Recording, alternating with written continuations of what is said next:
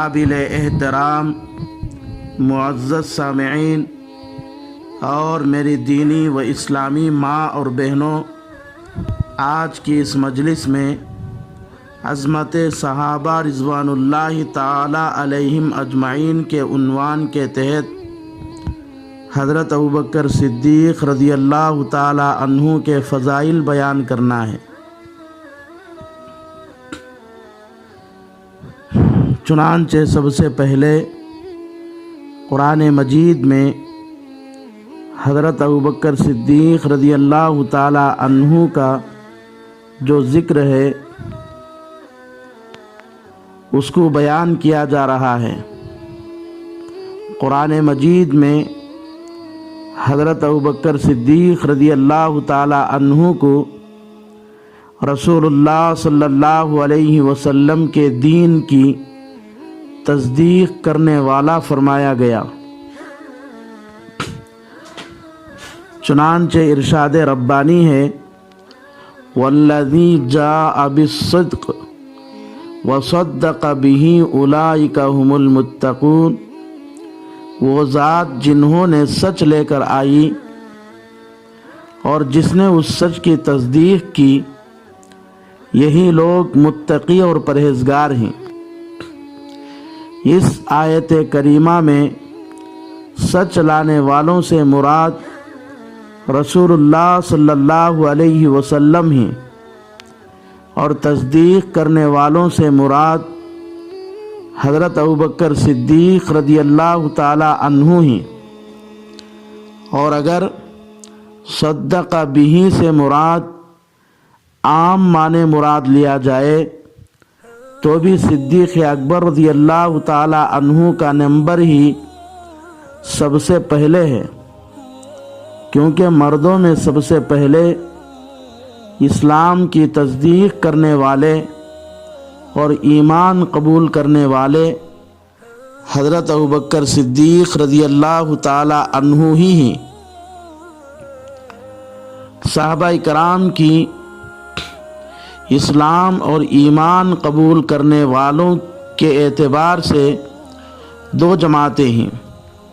پہلی جماعت فتح مکہ سے پہلے اسلام قبول کر کے اللہ کے کلمے کو بلند کرنے کے لیے اللہ کے راستے میں جہاد کرنے والے ہیں، اور دوسری جماعت فتح مکہ کے بعد ایمان قبول کرنے اور اللہ کے راستے میں جہاد کرنے والے، اور فتح مکہ کے بعد اسلام قبول کرنے والوں کے مقابلے میں فتح مکہ سے پہلے اسلام قبول کرنے والوں کی فضیلت زیادہ ہے۔ اس اعتبار سے حضرت ابوبکر صدیق رضی اللہ تعالی عنہ چونکہ سب سے پہلے اسلام قبول کرنے والے ہیں، اس لیے ان کی فضیلت دیگر تمام صحابہ کرام رضوان اللہ تعالی علیہم اجمعین کے مقابلے میں بہت بڑی ہوئی ہے۔ چنانچہ صحابہ کرام کی ان دو جماعتوں کا تذکرہ قرآن پاک کی اس آیت میں ہے، لا یستوی منکم من انفق من قبل الفتح وقاتل اولئک اعظم درجة من الذین آمنوا من بعد۔ اسی لیے اہل سنت والجماعت کا عقیدہ ہے کہ حضرت ابوبکر صدیق رضی اللہ تعالی عنہ کا مقام اور مرتبہ تمام نبیوں اور رسولوں کے بعد سب سے بڑا ہوا ہے۔ چنانچہ حضرت ابوبکر صدیق رضی اللہ تعالی عنہ کے بارے میں افضل البشر بعد الانبیاء کہا جاتا ہے۔ حضرت ابوبکر صدیق رضی اللہ تعالی عنہ رسول اللہ صلی اللہ علیہ وسلم کے سفر حضر کے ساتھی اسی طرح حضرت ابوبکر صدیق رضی اللہ تعالی عنہ رسول اللہ صلی اللہ علیہ وسلم کے ہجرت کے بھی ساتھی تھے۔ ہجرت کے سفر میں غار ثور میں رسول اللہ صلی اللہ علیہ وسلم حضرت ابوبکر صدیق رضی اللہ تعالی عنہ کے ساتھ 3 دن قیام فرمایا ہے۔ اسی لیے حضرت ابوبکر صدیق رضی اللہ تعالی عنہ کو رسول اللہ صلی اللہ علیہ وسلم کا یار غار بھی کہا جاتا ہے۔ اس واقعے کا مختصر نقشہ قرآن مجید نے یوں کھینچا ہے: ان لا تنصروہ، اگر تم رسول کی مدد نہیں کرتے تو کوئی بات نہیں، فقد نصرہ اللہ اخرجہ الذین کفروا ثانی اثنین اذ ہما فی الغار، اللہ تو ان کی اس وقت مدد کیا ہے جبکہ کافروں نے ان کو نکال دیا اور وہ 2 میں سے ایک تھے، جب وہ دونوں غار میں تھے۔ اذ یقول لصاحبہ لا تحزن ان اللہ معنا، جب وہ اپنے دوست سے کہہ رہے تھے کہ غم مت کرو کیونکہ اللہ ہمارے ساتھ ہے۔ اس آیت میں 2 میں سے ایک سے مراد ایک نبی علیہ الصلاۃ والسلام اور دوسرے حضرت ابوبکر صدیق رضی اللہ تعالی عنہ ہی۔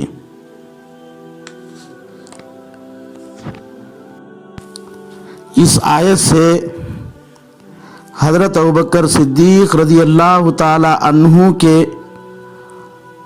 صحابی ہونے کی صراحت معلوم ہوتی ہے۔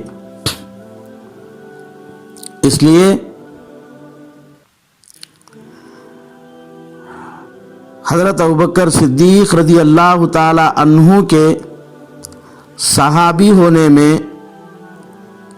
کسی نے شک کیا تو اس کو اسلام سے خارج سمجھا جاتا ہے۔ نیز قرآن مجید میں ایک موقع پر حضرت ابوبکر صدیق رضی اللہ تعالی عنہ کے اوصاف یوں بیان کیے گئے ہیں، چنانچہ ارشاد ربانی ہے: فَأَمَّا مَنْ أَعْطَى وَاتَّقَى وَصَدَّقَ بِالْحُسْنَى۔ ان آیتوں میں 3 صفتیں بیان کی گئی ہیں۔ نمبر 1، اللہ کے راستے میں خرچ کرنا۔ نمبر 2، زندگی کے ہر شعبے میں اللہ سے ڈرنا اور اللہ کے احکامات کی خلاف ورزی کرنے سے بچنا۔ نمبر 3، اچھی بات یعنی لا الہ الا اللہ کو دل سے تصدیق کرنا۔ یہ صفات اگرچہ کہ تمام صحابہ کرام میں پائے جاتے تھے، لیکن صدیق اکبر رضی اللہ تعالی عنہ کے اندر یہ صفات کامل درجے پائی جاتی تھیں۔ اس لیے ان آیات کے مصداق حضرت ابوبکر صدیق رضی اللہ تعالی عنہ ہی۔ آگے فرمایا: وَسَيُجَنَّبُهَا الْأَتْقَى، سب سے زیادہ پرہیزگار کو دوزخ سے بچا لیا جائے گا۔ الَّذِي يُؤْتِي مَالَهُ يَتَزَكَّى، جو اپنے مال کو اللہ کے راستے میں صرف اس لیے دیتا ہے تاکہ وہ پاک ہو۔ وَمَا لِأَحَدٍ عِنْدَهُ مِن نِعْمَةٍ تُجْزَى، وہ کسی کے احسان کے بوجھ تلے نہیں ہے۔ إِلَّا ابْتِغَاءَ وَجْهِ رَبِّهِ الْأَعْلَى، اس کا مقصد صرف اور صرف اللہ کی رضامندی حاصل کرنا ہے۔ وَلَسَوْفَ يَرْضَى، عن قریب قیامت میں اس کو ضرور راضی کر دیا جائے گا۔ ان آیتوں میں بھی الاتقیٰ سے مراد حضرت ابوبکر صدیق رضی اللہ تعالی عنہ ہی، کیونکہ جمہور مفسرین کا اجماع ہے کہ یہ آیتیں حضرت ابوبکر صدیق رضی اللہ تعالی عنہ ہی کی شان میں نازل ہوئی ہیں۔ چنانچہ تفسیر مظہری میں حضرت عروہ سے روایت ہے کہ ابتدائے اسلام میں مکہ میں 7 غلاموں نے اسلام قبول کر لیا، لیکن جب ان کے آقاؤں کو معلوم ہوا تو وہ ان مسلمان غلاموں کو طرح طرح سے ستاتے اور تکلیفیں پہنچاتے تھے۔ جب حضرت ابوبکر صدیق رضی اللہ تعالی عنہ کو معلوم ہوا تو ایک بھاری رقم خرچ کر کے ان غلاموں کو ان کے مالکوں سے خرید لیا اور آزاد کر دیا۔ اس موقع پر یہ آیتیں نازل ہوئی۔ معارف القرآن میں حضرت مولانا مفتی شفیع عثمانی صاحب رحمۃ اللہ علیہ نے مستدرک حاکم سے بھی ایک روایت نقل کی ہے کہ حضرت ابوبکر صدیق رضی اللہ تعالی عنہ کی عادت تھی کہ وہ مسلمانوں کو کافروں کے پاس قیدی ہوتے تو ان کو خرید کر آزاد کر دیا کرتے تھے، اور وہ لوگ عام طور پر کمزور ہوتے تھے۔ ایک مرتبہ حضرت ابوبکر صدیق رضی اللہ تعالی عنہ کے والد بزرگوار ابو قحافہ نے دیکھ لیا تو فرمانے لگے، اگر تم کو غلام خرید کر آزاد کرنا ہی ہے تو قوی اور طاقتوروں کو خرید کر آزاد کرو تاکہ ضرورت کے وقت وہ تمہارے کام آ سکے۔ لیکن حضرت ابوبکر صدیق رضی اللہ تعالی عنہ نے اس وقت اپنے والد ماجد کو جواب دیتے ہوئے فرمایا، ابا جان، میں ان غلاموں سے فائدہ اٹھانے کے لیے ان کو خرید کر آزاد نہیں کرتا ہوں، بلکہ غلاموں کو آزاد کرنے سے میرا مقصد اللہ کی رضا